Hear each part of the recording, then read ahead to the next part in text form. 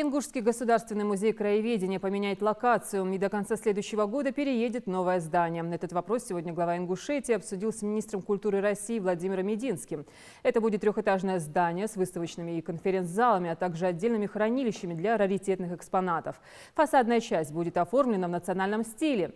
Напомню, музей ведет свою историю от Наздрановского музея боевой и трудовой славы, открытого в 1972 году ветераном Великой Отечественной Туганом Альсаговым на основе собранных материалов, экспонатов и документов об участии ингушей в Великой Отечественной. Через 20 лет он был преобразован в Ингушский госмузей краеведения. Большую помощь в становлении и развитии музея оказало Министерство культуры России. Фонды музея пополняются благодаря поддержке главе Ингушетии.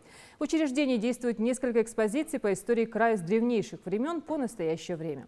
На текущий момент здесь хранится более 40 тысяч экспонатов. Само здание в Наздране, в котором ютится сейчас музей, построено в 1924 году. Также в рамках встречи обсудили и реализацию программы строительства сельских домов культуры.